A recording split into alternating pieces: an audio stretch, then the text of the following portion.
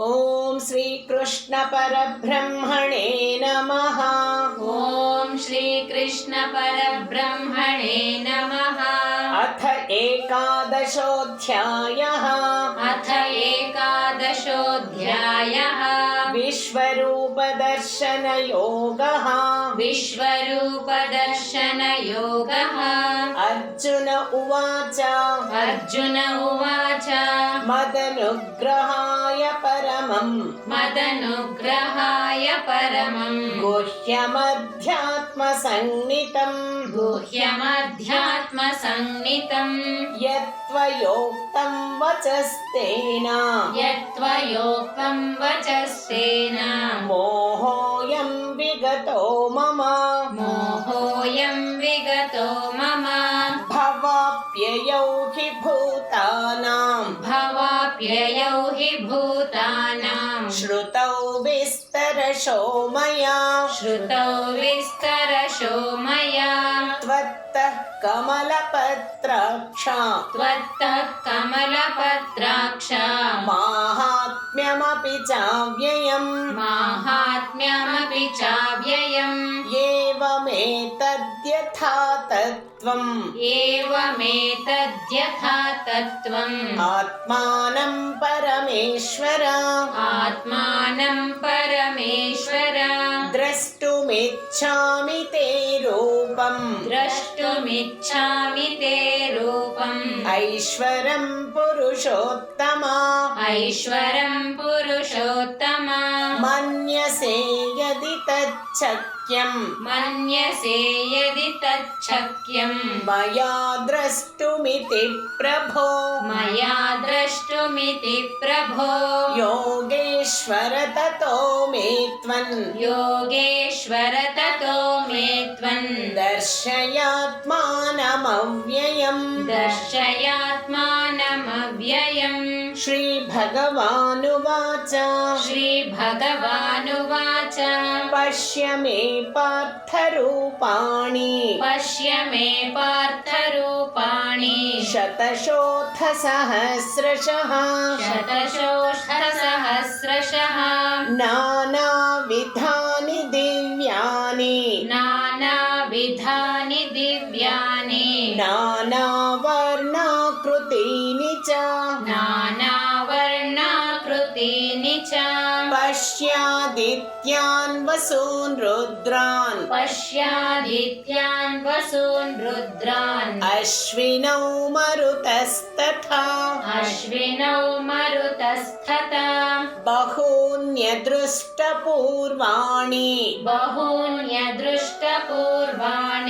पश्याश्चर्याणि भारत इहैकस्थं जगत्कृत्स्नं पश्याद्य सचराचरम् मम देहे गुडाकेश यच्छान्यद्रष्टुमिच्छसि न तु मां शक्यसे द्रष्टुम् अनेनैव स्वचक्षुषा दिव्यं ददामि ते चक्षुः पश्य मे योगमैश्वरम् सञ्जय उवाच एवमुक्त्वा ततो राजन् महायोगेश्वरो हरिः दर्शयामास पार्थाय परमं रूपमैश्वरम् अनेकवक्त्रनयनम् अनेकाद्भुतदर्शनम् दर्शनम् अनेकाद्भुतदर्शनम् अनेकदिव्याभरणन् अनेकदिव्याभरणम् दिव्यानेकोद्यतायुधम् दिव्यानेकोद्यतायुधम् दिव्यमालाम्बरधरन् दिव्यमालाम्बरधरन् दिव्यगन्धानुलेपनम् दिव्यगन्धानुलेपनम् सर्वाश्चर्यमयम् देवम् सर्वाश्चर्यमयम् देवम् अनन्तम् विश्वतोमुखम् अनन्तम् विश्वतोमुखम् दिवि सूर्यसहस्रस्य दिवि सूर्यसहस्रस्य भवेद्युगपदुत्थिता भवेद्युगपदुत्थिता यदि भासदृशी सा स्यात् यदि भासदृशी सा स्यात् भासस्तस्य महात्मनः भासस्तस्य महात्मनः तत्रैकस्थं जगत्कृत्स्नम् तत्रैकस्थं जगत्कृत्स्नम् प्रविभक्तमनेकथा प्रविभक्तमनेकदा अपश्य देवदेवस्य अपश्य देवदेवस्य शरीरे पाण्डवस्तदा शरीरे पाण्डवस्तदा ततः स विस्मयाविष्टो ततः स विस्मयाविष्टो हृष्टरोमा धनञ्जयः हृष्टरोमा धनञ्जयः प्रणम्य शिरसा देवम् प्रणम्य शिरसा देवम् कृताञ्जलिरभाषत कृताञ्जलिरभाषत अर्जुन उवाच अर्जुन उवाच पश्यामि देवांस्तव देवदेहे पश्यामि देवांस्तव देवदेहे सर्वांस्तथा भूतविशेषसङ्घान् सर्वांस्तथा भूतविशेषसङ्घान् ब्रह्माणमीशं कमलासनस्थम् ब्रह्माणमीशं कमलासनस्थम् ऋषींश्च सर्वानुरगांश्च दिव्यान् ऋषींश्च सर्वानुरगांश्च दिव्यान् अनेकबाहूदरवक्त्रनेत्रम् अनेकबाहूदरवक्त्रनेत्रम् पश्यामि त्वां सर्वतोऽनन्तरूपम् पश्यामि त्वां सर्वतोऽनन्तरूपम् नान्तन्न मध्यन्न पुनस्तवादिम् नातन्न मध्यन्न पुनस्तवादिम् पश्यामि विश्वेश्वर विश्वरूपा पश्यामि विश्वेश्वर विश्वरूपा किरीटिनं गदिनं चक्रिणं च किरीटनं गदिनं चक्रिणं च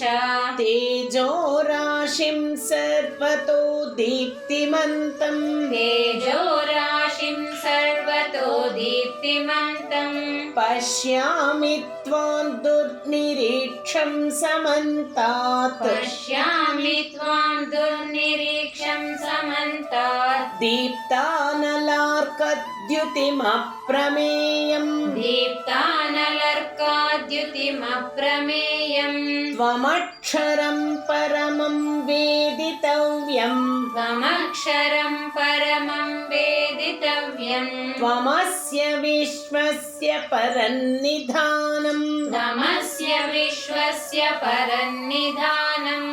त्वमव्ययः शाश्वतधर्मगोप्ता त्वमव्ययः शाश्वतधर्मगोप्ता सनातनस्त्वं पुरुषो मतो मे सनातनस्त्वं पुरुषो मतो मे अनादिमध्यान्तमनन्तवीर्यम् अनादिमध्यान्तमनन्तवीर्यम् अनन्तबाहुं शशिसूर्यनेत्रम् अनन्तबाहुं शशिसूर्यनेत्रम् पश्यामि त्वां दीप्तहुताशवक्त्रम् पश्यामि त्वां दीप्तहुताशवक्त्रम् स्वतेजसा विश्वमिदन्तपन्तम् स्वतेजसा विश्वमिदन्तपन्तम् द्या वा पृथिव्योरिदमन्तरं हि द्या वा पृथिव्योरिदरन्तरं हि व्याप्तं त्वयैकेन दिशश्च सर्वाः व्याप्तं त्वयैकेन दिशश्च सर्वाः दृष्ट्वाद्भुतं रूपमुग्रन्तवेदन् दृष्ट्वाद्भुतं रूपमुग्रन्तवेदन् लोकत्रयं प्रव्यथितं महात्मन् लोकत्रयं प्रव्यथितं महात्मन् अमीहि त्वां सुरसङ्घा विशन्ति अमीहि त्वां सुरसङ्घा विशन्ति केचिद्भीताः प्राञ्जलयो गृह्णन्ति केचिद्भीताः प्राञ्जलयो गृह्णन्ति स्वस्तीत्युक्त्वा महर्षिसिद्धसङ्घाः स्वस्तीत्युक्त्वा महर्षिसिद्धसङ्घाः स्तुवन्ति त्वां स्तुतिभिः पुष्कलाभिः स्तुवन्ति त्वां स्तुतिभिः पुष्कलाभिः रुद्रादित्या वसवो ये च साध्या रुद्रादित्या वसवो ये च साध्या विश्वेश्विनौ मरुतश्चोष्मपाश्च विश्वेश्विनौ मरुतश्चोष्मपाश्च गन्धर्वयक्षासुरसिद्धसङ्घा गन्धर्वयक्षासुरसिद्धसङ्घा वीक्षन्ते त्वां विस्मिताश्चैव सर्वे वीक्षन्ते त्वां विस्मिताश्चैव सर्वे रूपं महत्ते बहुवक्त्रनेत्रम् रूपं महत्ते बहुवक्त्रनेत्रम् महाबाहो बहुबाहूरुपादम् महाबाहो बहुबाहूरुपादम् बहूदरं बहुदंष्ट्राकरालन् बहूदरं बहुदंष्ट्राकरालन् दृष्ट्वा लोकाः प्रव्यथितास्तथाहम् दृष्ट्वा लोकाः प्रव्यथितास्तथाहम् नभस्पृशन् दीप्तमनेकवर्णम् नभस्पृशन् दीप्तमनेकवर्णम् व्यात्ताननं दीप्तविशालनेत्रम् व्यात्ताननं दीप्तविशालनेत्रम् दृष्ट्वा हि त्वां प्रव्यथितान्तरात्मा दृष्ट्वा हि तां प्रव्यथितान्तरात्मा धृतिं न विन्दामि शमं च विष्णो धृतिं न विन्दामि शमं च विष्णु दंष्ट्राकरालानि च ते मुखानि दंष्ट्राकरालानि च ते मुखानि दृष्ट्वैव कालानलसन्निभानि दृष्ट्वैव कालानलसन्निभानि दिशो न जाने न लभे च शर्मा दिशो न जाने च लभे च शर्मा प्रसीद देवेश जगन्निवास प्रसीद देवेश जगन्निवास अमी च त्वां धृतराष्ट्रस्य पुत्राः अमी च त्वां धृतराष्ट्रस्य पुत्राः सर्वे सहैवावनिपालसङ्घैः सर्वे सहैवावनिपालसङ्घैः भीष्मो द्रोणः सूतपुत्रस्तथास्तासौ भीष्मो द्रोणसूतपुत्रस्तथासौ सहास्मदीयैरपि योधमुख्यैः सहास्मदीयैरपि योधमुख्यैः वक्त्राणि ते त्वरमाणा विशन्ति वक्त्राणि ते त्वरमाणा विशन्ति दंष्ट्राकरालानि भयानकानि दंष्ट्राकरालानि भयानकानि केचित् विलग्ना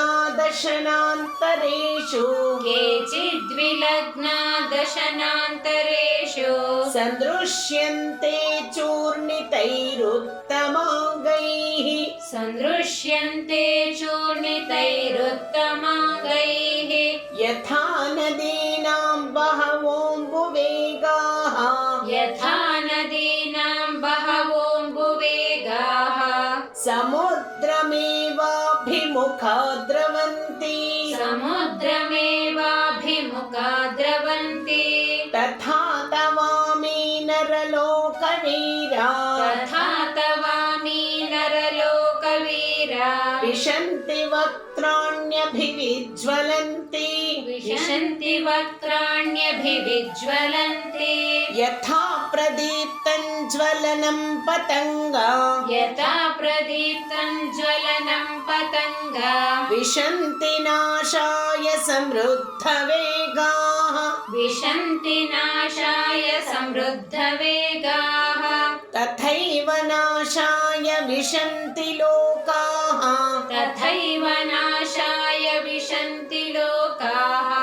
तवापि वक्त्राणि समृद्धवेगाः तवापि वक्त्राणि समृद्धवेगाः लेलिह्यसेग्रसमानः समन्तात् लेलिह्यसेग्रसमानसमन्तात् लोकान् समग्रान् वदनैज्ज्वलब्धिः लोकान् समग्रान् नैज्ज्वलब्धिः तेजोभिरापूर्य जगत्समग्रम् तेजोभिरापूर्य जगत्समग्रम् भासस्तवोग्राः प्रतपन्ति विष्णो भासस्तवोग्राः प्रतपन्ति विष्णो आख्याहि मे को भवानुग्ररूपो आख्याहि मे को भवानुग्ररूपो नमोऽस्तु ते देववर प्रसीद नमोऽस्तु ते देववर प्रसीद विज्ञातुमिच्छामि भवन्तमाद्यन् विज्ञातुमिच्छामि भवन्तमाद्यन् न हि प्रजानामि तव प्रवृत्तिम् न हि प्रजानामि तव प्रवृत्तिम् श्रीभगवानुवाच श्रीभगवानुवाच कालोऽस्मि लोकक्षयकृत् प्रवृद्धो कालोऽस्मि लोकक्षयकृत् प्रवृद्धो लोकान् समाहर्तुमिह प्रवृत्तः लोकान् समाहर्तुमिह प्रवृत्तः ऋतेऽपि त्वान्न भविष्यन्ति सर्वे ऋतेऽपि त्वान्न भविष्यन्ति सर्वे एव स्थिताः प्रत्यनीकेषु योधाः एव स्थिता प्रत्यनीकेषु योधाः तस्मात् त्वमुत्तिष्ठ यशो लभस्व तस्मात् त्वमुत्तिष्ठ यशो लभस्व जित्वा शत्रून् भुङ्क्ष्य राज्यं समृद्धम् जित्वा शत्रून् भुङ्क्ष्य राज्यं समृद्धम् मयैवृते निहताः पूर्वमेव मयैवैते निहताः पूर्वमेव निमित्तमात्रं भव सव्यसाचिन् निमित्तमात्रं भव सव्यसाचिन् द्रोणं च भीष्मं च जयद्रथं च द्रोणं च भीष्मं च जयद्रथं च कर्णं तथान्यानपि योधवीरान् कर्णं तथान्यानपि योधवीरान् मया हतांस्त्वं जहिमा व्यतिष्ठा मया हतां स्वं जहिमा व्यतिष्ठा युध्यस्व जेतासि रणे सपत्नान् युध्यस्व जेतासि रणे सपत्नान् सञ्जय उवाच सञ्जय उवाच एतत् श्रुत्वा वचनं केशवस्य एतत् श्रुत्वा वचनं केशवस्य कृताञ्जलिर्वेपमानः किरीटी कृताञ्जलिर्वेपमानः किरीटी नमस्कृत्वा भूय एवाह कृष्णं नमस्कृत्वा सगद्गदं भीतः प्रणम्य सगद्गदं भीतः प्रणम्य अर्जुन उवाच अर्जुन उवाच स्थाने कृषिकेश तव प्रकीर्त्या स्थाने हृषीकेश तव प्रकीर्त्या अर्जुन उवाच अर्जुन उवाच स्थाने कृषिकेश तव प्रकीर्त्या स्थाने हृषीकेश तव प्रकीर्त्या जगत्प्रहृष्यत्यनुरज्यते च जगत्प्रहृष्यत्युनरज्यते च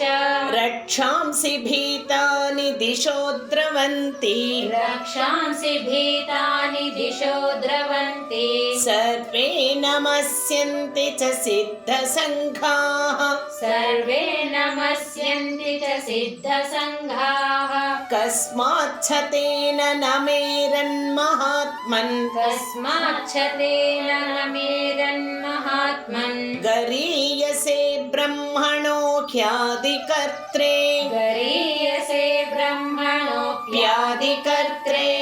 अनन्तदेवेश जगन्निवास अनन्तदेवेश जगन्निवास त्वमक्षरं सदसत्तत्परयत् त्वमक्षरं सदसत्परयत् त्वमादिदेवः पुरुषः पुराणः त्वमादिदेवः पुरुषः पुराणः त्वमस्य विश्वस्य परन्निधानम् त्वमस्य विश्वस्य परन्निधानम् वेत्तासि वेद्यं च परं च धाम वेत्तासि वेद्यं च परं च धाम त्वया ततं विश्वमनन्तरूपा त्वया ततं विश्वमनन्तरूपा वायुर्यमोऽग्निवरुणः शशाङ्कः वायुर्यमोऽग्निर्वरुणः शशाङ्कः प्रजापतिस्त्वं प्रपितामहश्च प्रजापतिस्त्वं प्रपितामहश्च नमो नमस्तेऽस्तु सहस्रकृत्वः नमो नमस्तेऽस्तु सहस्रकृत्वः पुनश्च भूयोऽपि नमो नमस्ते पुनश्च भूयोऽपि नमो नमस्ते नमः पुरस्तादथ पृष्ठतस्ते नमः पुरस्तादथ पृष्ठतस्ते नमोऽस्तु ते सर्वत एव सर्वा नमोऽस्तु ते सर्वत एव सर्वा अनन्तवीर्यामितविक्रमस्त्वम् अनन्तवीर्यामितविक्रमस्त्वं सर्वं समाप्नोषि ततोऽसि सर्वः सर्वं समाप्नोषि ततोऽसि सर्वः सखेति मत्वा प्रसभय्यदुक्तम् सखेति मत्वा प्रसभय्यदुक्तम् हे कृष्ण हे यादव हे सखेति हे कृष्ण हे यादव हे सखेति अजानता महिमानन्तवेदम् अजानता महिमानन्तवेदम् मया प्रमादात् प्रणयेन वापि मया प्रमादात् प्रणयेन वापि यच्छावः सार्थमसत्कृतोऽसि यच्छावहासार्थमसत्कृतोऽसि विहारशय्यासनभोजनेषु विहारशय्यासनभोजनेषु एकोऽथवाप्यच्युत तत्समक्षम् एकोऽथवाप्यच्युत तत्समक्षम् तक्षामये त्वामहमप्रमेयम् तक्षामये त्वामहमप्रमेयम् पितासि लोकस्य चराचरस्य पितासि लोकस्य चराचरस्य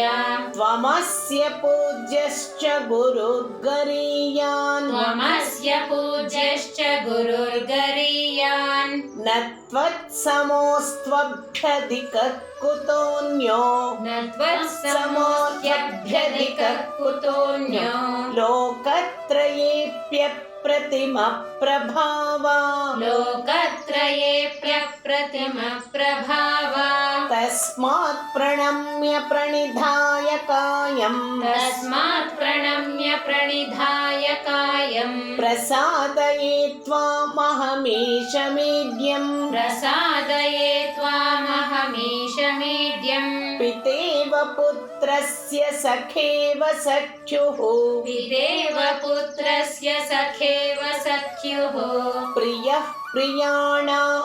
प्रियः प्रियायार्हसि देव सोढुम् प्रियः प्रियायार्हसि देव सोढुम् अदृष्टपूर्वं कृषितोऽस्मि दृष्ट्वा अदृष्टपूर्वं हृषितोऽस्मि दृष्ट्वा भयेन च प्रव्यथितं मनो मे भयेन च प्रव्यथितं मनो मे तदेव मे दर्शय देवरूपम् तदेव मे दर्शय देवरूपम् प्रसीद देवेश जगन्निवासा प्रसीद देवेश जगन्निवासा किरीटिनं गदिनं चक्रहस्तम् किरीटिनं गदिनं चक्रहस्तम् इच्छामि त्वां द्रष्टुमहं तथैव इच्छामि त्वां द्रष्टुमहं तथैव तेनैव रूपेण चतुर्भुजेन तेनैव रूपेण चतुर्भुजेन सहस्रबाहो भव विश्वमूर्ते सहस्रबाहो भव विश्वमूर्ते श्रीभगवानुवाच श्रीभगवानुवाच मया प्रसन्नेन तवार्जुनेदम् मया प्रसन्नेन तवार्जुनेदम् रूपं परं दर्शितमात्मयोगात् रूपं परं दर्शितमात्मयोगात् तेजोमयं विश्वमनन्तमाद्यै तेजोमयं विश्वमनन्तमाद्यै यन्मे त्वदन्येन न दृष्टपूर्वम् यन्मे त्वदन्येन न दृष्टपूर्वम् न वेदयज्ञाध्ययनैर्न दानैः न वेदयज्ञाध्ययनैर्न दानैः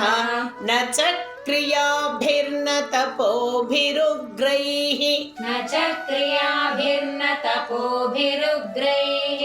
एवं रूपशक्यम् अहं नृलोके एवं रूपः शक्य अहं नृलोके द्रष्टुं त्वदन्येन कुरु प्रवीरा द्रष्टुं त्वदन्येन कुरु प्रवीरा मा ते व्यथा मा च विमूढभावो मा ते व्यथा मा च विमूढभावो दृष्ट्वा रूपं घोरमीदृग्ममेदम् दृष्ट्वा रूपं घोरमीदृग्ममेदम् व्यपेतभिः प्रीतमनः पुनस्त्वन् व्यपेतभिः प्रीतमनः पुनस्त्वन् तदेव मे रूपमिदं प्रपश्य तदेव मे रूपमिदं प्रपश्य सञ्जय उवाच सञ्जय उवाच इत्यर्जुनं वासुदेवस्तथोक्त्वा इत्यर्जुनं वासुदेवस्तथोक्त्वा स्वकं रूपं दर्शयामास भूयः स्वकं रूपं दर्शयामास भूयः आश्वासयामास च भीतिमेनम् आश्वासयामास च भीतमेनं भूत्वा पुनः सौम्य वपुर्महात्मा भूत्वा पुनः सौम्य वपुर्महात्मा अर्जुन उवाच अर्जुन उवाच दृष्ट्वेदं मानुषं रूपं दृष्ट्वेदं मानुषं रूपं तव सौम्यं जनार्दन तव सौम्यं जनार्दन इदानीं इदानीमस्मि संवृत्तः